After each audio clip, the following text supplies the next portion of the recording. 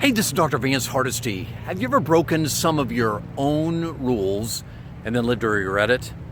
Yeah, that's what I did this weekend as a pastor and a speaker. And these are 4 things that you need to do before any presentation, whether it's at your own church or at another church.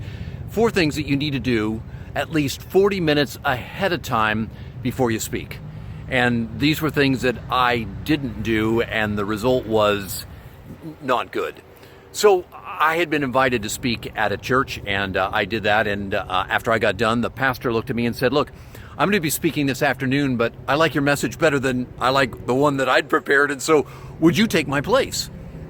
And I said, "Sure." And we had guests from out of town, so I paid attention to the guests from out of town and figured I could pretty much get the preparation done when I arrived at the church. But my timing when I arrived at the church was not good. I got there only probably about 5 minutes before the service was to begin. And the result was that a number of things went sideways. And these are the things that you need to make sure that you do before you get up front. And so here are the four mistakes I made. Number 1, I didn't have a thorough sound check. And so the result was that they had me on a wired mic, and they also had me being translated into Indonesian. But because we didn't do a thorough sound check, I got up front and I started the message. I was interrupted twice by the pastor because the sound wasn't going to the sound booth where they needed to translate.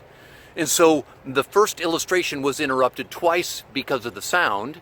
And then second of all, and this is the second thing, so you always have a sound check first, and that's ahead of time to make sure everything is the way that you want it.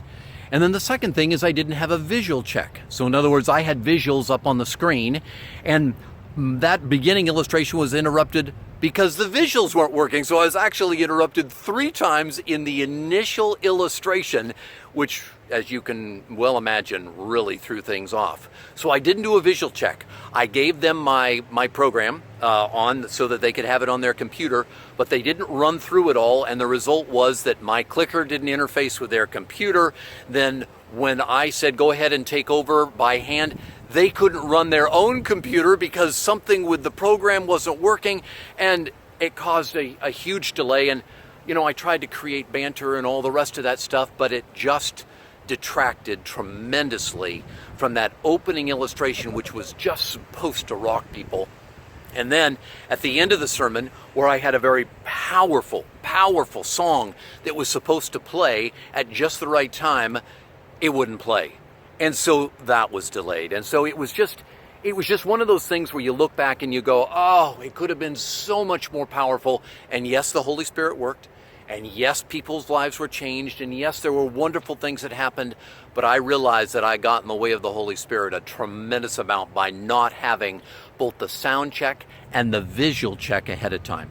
Now, the third and the fourth thing that you need to make sure that you do ahead of time is you need to have a worship leader check. So in other words, you get up there, you work out the timing with the worship leader, when you're supposed to be up there, when you want them back on the stage, all of that, because I didn't do that. And so the result was when they announced me, it was kind of like, okay, do I go up now? And it was kind of a hit and miss type of thing. And then the fourth thing is that because I got there late, I wasn't able to give them the introduction that I wanted them to give to the audience, because you frame your introduction. They can't tell everything about your life, so you give them the facts that are going to be most relevant to the audience to whom you're speaking. And frankly, all they did was say, okay, Dr. Vance Hardisty is going to speak.